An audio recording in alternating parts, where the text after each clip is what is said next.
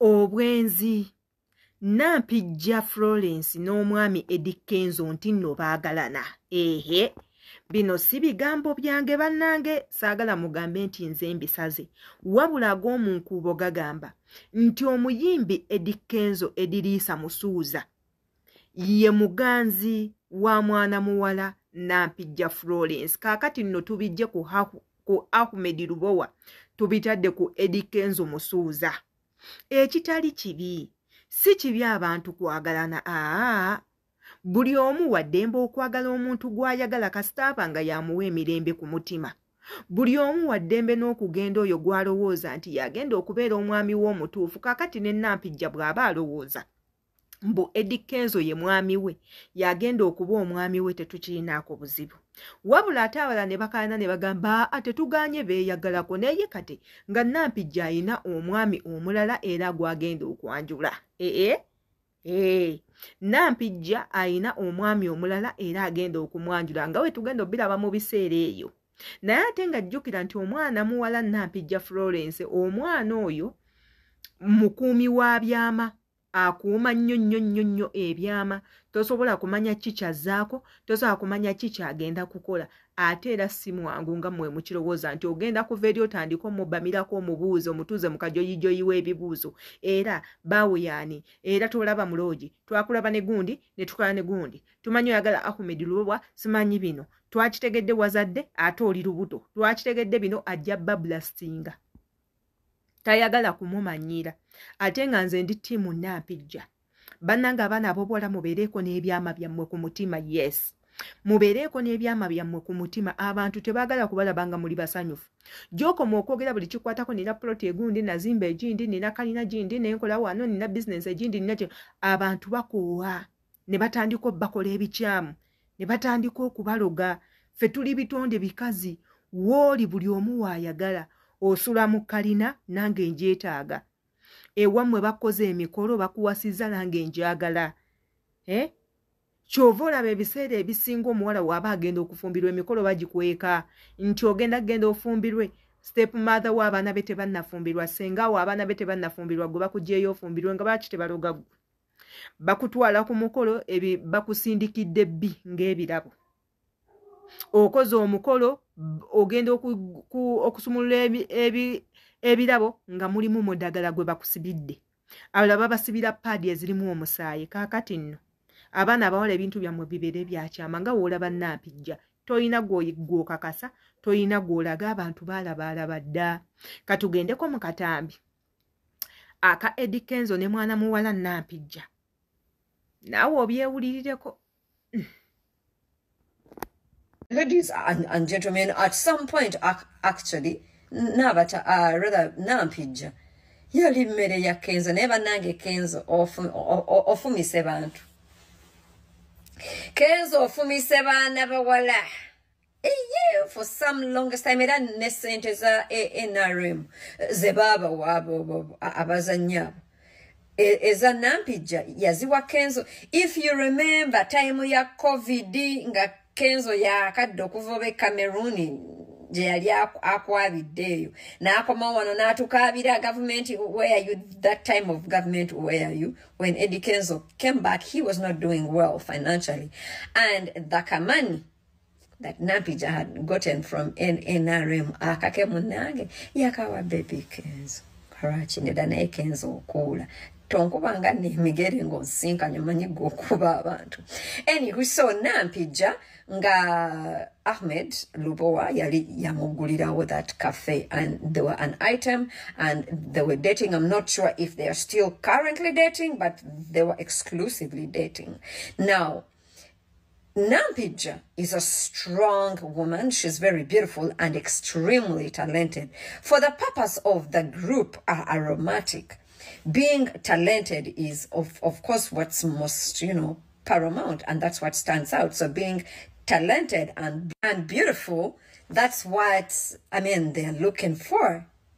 And then the icing on the cake is that she is dating the boss, the director, Mwami Ahmed Lubowa. So she had an upper hand in a lot of things. Now, on the other hand, we are having an extremely talented woman who is not dating the boss, but who is very talented, very beautiful, who has a crowd and a fan base, and that is Diana Nabatans. So it was always like kubagana.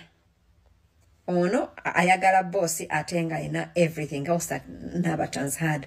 Atenga the only thing chamusinza is that yegala boss. Now one day I think baliku stage, like muliku stage, like it's your turn oyangwa oduko genda ku stage. One of them, I'm not sure who, nayambala engato za munne nagenda ku stage. So weyavaayo banene bamugamba oyo ayambadde engato zo. I'm not sure either of the two ani ayambala engato za munne. Kati ate nabo within the group nga balinamu bano abantu abagala onkwerungiya, ono nakijje wannampijja nakitwala ewaddaaya, nakijje ewaddaaya nakizeno nga bagamba oli ayambadde engato zanga ayambadde zaki sigenda kukola ki kuddamu kuzambala. Remember beeroga begendera kubasawo ne bamugamba oyo akologa kati ono ayambadde engato ze. Lwaki ayambadde engato zanga badde anjola mbigere sigenda kuziddamu ekiki azize engato mbola okubanga nzambadde beef nebeeraawo and it escalated to like their egos being at play, and in the end the boss of course had to side with his Kameri, and that was Florence Nampija, and consequently Daya could not take it and she decided to quit. She was not fired, she quit. Ladies and gentlemen, that is the story of Nampija and Diana. Nayenga, ladies, let us please work together, love each other and uplift each other. Just imagine that those two ladies, they could do great things together because they are great women. Kati nze mbuuza mwami Edilisa Musuuza, minisita wamusuddewo oba minisita yategedde ku bino ebigenda mu maaso oba nedda? Era wamma twalyako bye twalya ebyasigalira byabaki byaba musaayi mutosanyuka. Oli musajja mulungi ayinamu akasente, oli waddembe, ate ekirala oli musiraamu, oli waddembe okwagala abakazi abasukka mu omu. Nkaddamu oli musajja musiraamu, oli waddembe okwagala abakazi abasukka mu omu kasita oba ng'osobola okubalabirira. Ffe tetukuyinaako buzibu. Naye ate kye tukusaba ekintu kimu, Nampijja Florence ye musonyiwe, muleke mukazi wattu ogenda kumutta ojja mussa ekikutuko. Olw'ensonga si musiraamu, ebyo tajja kubitegeera nti omusajja ayenda. Tajja kubitegeera nti omusajja abeera n'abakazi basatu nedda. Tajja kubitegeera nti gwe oli musiraamu weetaaga abakazi bana. Ye Nampijja amanyi nti omusajja ayina kubeera na mukazi omu, Katonda bwe yakyogera. Kati gwe byebibyo ebyokwenda nga weerambika mu ddiini, sooka obiteeke ku wolani. Sooka obireke. Omwana Nampijja omuleke atambuze obulamu bwe. Naye ajja kufuna omusajja amusaala. Naye bannange ebintu bya Katonda bino ku bulungi bwa Nampijja Florence abeera atya nga tannafumbirwa. Ku bulungi bwa Nampijja Florence abeera atya nga tannazaala talina baana. Mukama Katonda wange. Wabula kimu kyokka kye mumanyiko nti alina abaana abamuyita maama, naye ate nga si babe. Nampijja oyo ku mutima omulungi kwatudde. Alina abaana baweeredde nga si babe, nga yabalonda. Era twalabakokko n'akatambi omwana muwala yajja ku BBS terefayina ng'anoonya Nampijja. Omwana n'ava ewaabwe n'ajja ku TV ng'anoonya Nampijja Florence. Ne bamumuleetera. Nampijja n'amubuuza omumanyi nti nedda.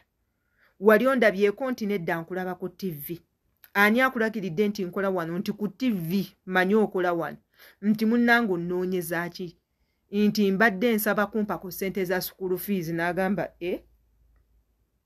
kuwa ku ssente za school fees nti ye nkyayagala okusoma naye maama wange talina ssente. Maama wange yayawukana ne taata wange. Nampijja n'amugamba bino tebyetaaga ku TV, tudde ebbali. Omwana n'akaabira Nampijja ennaku. Nampijja n'amugamba otyo mw'oyagala kubeera ki? Omwana n'ayogera n'amugamba obuzibu sukulu fees nja sooka ndabe ku maama wategedde nti ozze wano nti nedda nti kale tugenda genda ewammwe. Nampijja ne yeesula n'agenda ewaabwe w'omwana n'alaba omwana waava n'alaba maama wa kadaala ka nnyaanya. Nampijja ne yeeyama okulabirira omwana okumuweerera asome mpaka lwaliko wanga mwana waabuwala naye n'amusaba n'amugamba ngenda kuweerera ngenda kuwa buli kimu naye tonswaza njagala osome nga bw'ozze ng'onnoonya n'oŋŋamba oyagala kusoma njagala oleme kunswaza okola otya osome. Yoyo nno Nampijja gwe twogerako. Ebyo bye mulaba mu firimu nga yeeka mwana avuma abantu yeesongola yeekalakaasa. Nedda munnange mu bulamu obw'obulijjo nti Nampijja si mukakkamu muzibu. Mukakkamu muzibu kufaako bufi omulinnyako n'ogenda naye ate abalala bagamba tebamubamirako olw'okuba omulaba ku TV n'ojja ng'obuukabuuka nti omuweze haaga akukuba igino. Aga Lydia Jasmine kye yakola Ashakama oba muntegeera yenze Sheila Adita. Twesange mu comment section.